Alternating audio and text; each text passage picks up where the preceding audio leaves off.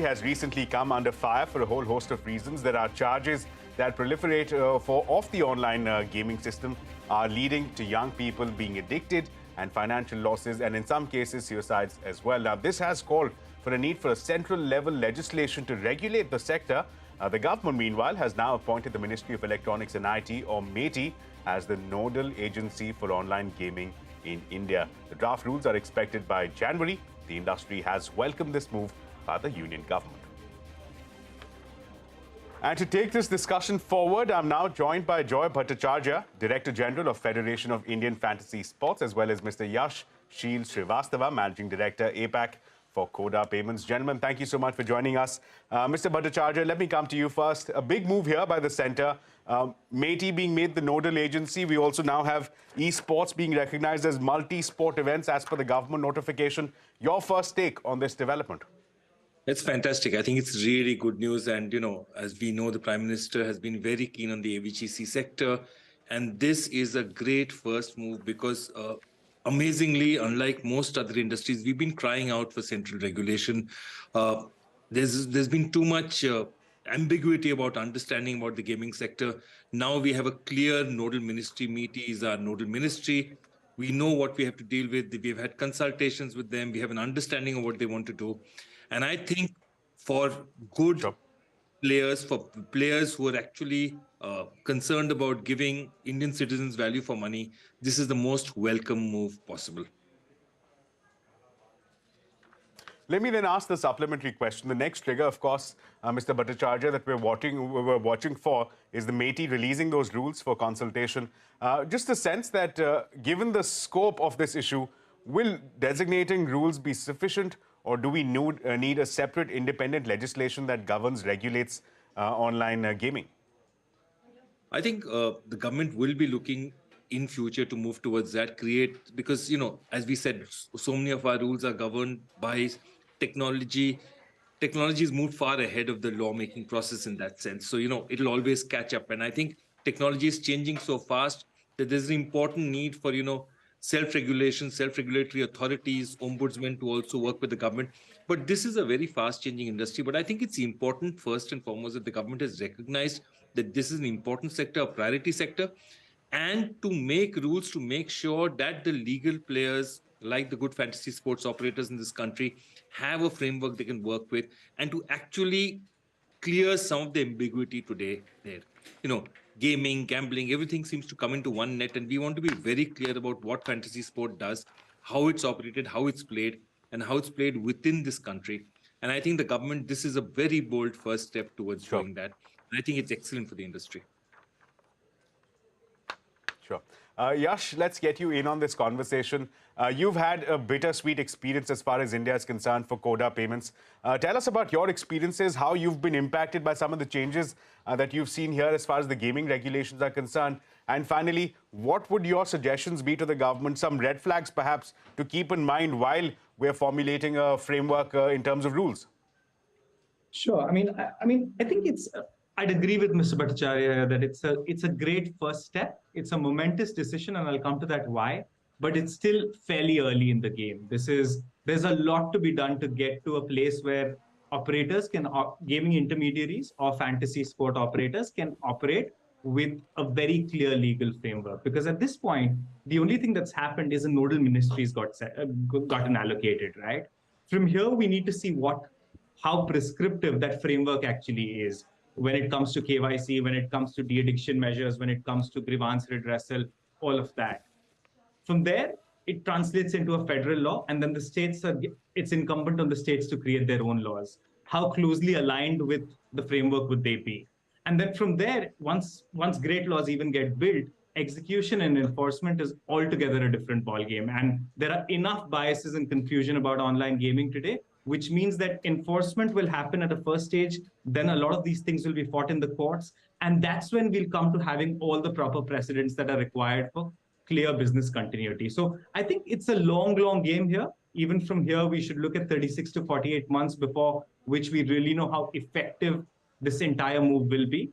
But I think it's momentous for one reason. We've never had a law in this country when it comes to online gaming. We've got to 500 million users, but we don't have a law which clearly talks about online gaming, right? That's why this becomes important. The second thing is, at this point, there's far too much confusion between online games, which can be puzzles you play on your phone, versus gambling versus fantasy sports. And I think having like an umbrella law will help clear up most of this. Sure.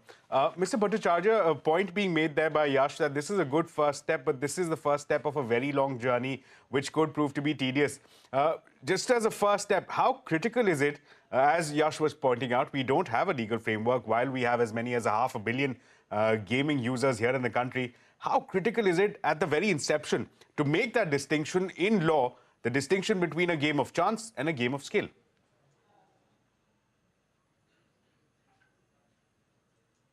Regis, those are the things. Mr. Bhattacharjya, I believe you're on mute.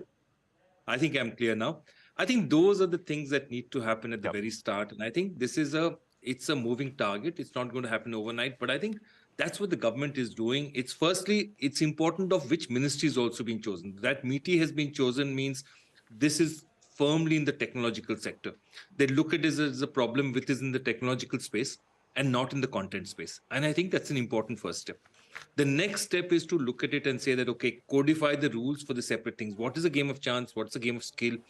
And third, there's a lot of other things which are also happening, which is that we all know that there are a lot of betting organizations which are operating by putting out ads in India and getting money transferred overseas. So clear, absolute clarity on those. Okay. And we believe that once there's a strong central framework and regulation, the states will come into place and they know that exactly what's done. Because the big problem is, given how the internet operates, having state-wise rules, which, as opposed to central rules, is really difficult for anyone to police. And once the center comes in and starts saying, okay, this is the framework on which the rules are based, I think it's fantastic for the industry. Interesting. Let me take that across to Yash. Yash, coming back to you, let's take the example of Tamil Nadu. We've seen very recently a legislation that they brought out, struck down by the High Court. Subsequently, we had an ordinance and then another piece of legislation. In a federal structure like we have here in the country, especially since issues such as gambling fall under the state subject, how confident are you that a centralized approach will actually yield dividends within the states on the ground level? So I think it's important to understand. I think what needs to be harmonized here is the importance of the AVGC sector, right?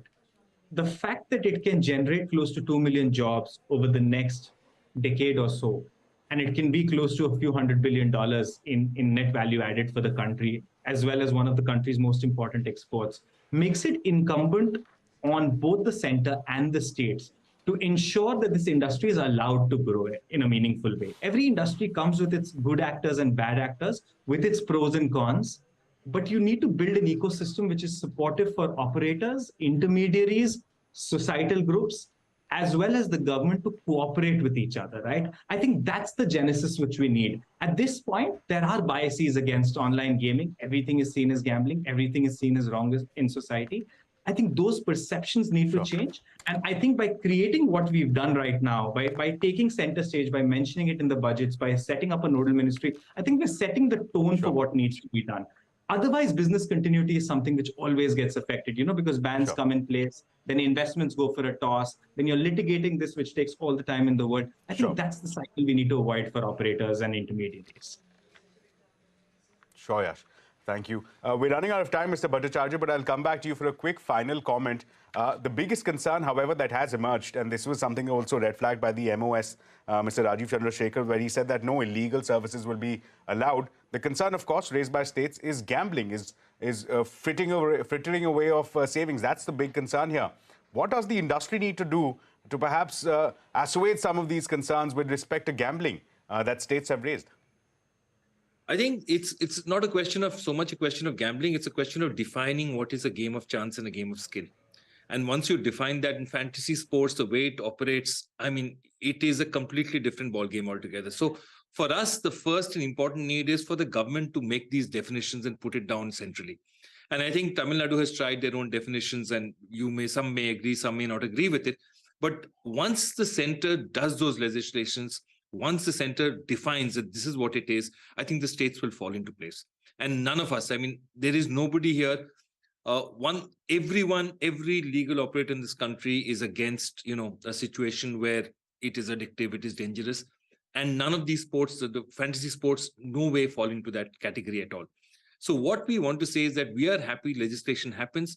We are happy that there's a nodal ministry. And most important, the more clarity we get, fantasy sport is the one place which is actually being looking to the center to say, put some rules, put some regulations, because that makes life a lot easier for every legal operator. And that's exactly what we're doing. And this first step of saying that, okay, MeitY is a nodal ministry and we're making some rules and we're putting them together is something that's important for us. Lots of work to do, as Yatish has said, but I think it's a fantastic first step. Great. I'd like to thank both of our panelists for taking out their time and for sharing their thoughts with us. The consensus appears to be that this is, in fact, a great first step. This move has been welcomed of MeitY taking charge as the nodal ministry, but clearly this will be a long journey ahead as far as regulating the gaming industry is concerned. Thanks once again to both of our panelists for taking out time to speak to us. But with that, it's time now to slip into a very short break. Coming up on the other side, government is likely to split the bankruptcy process into two parts to separate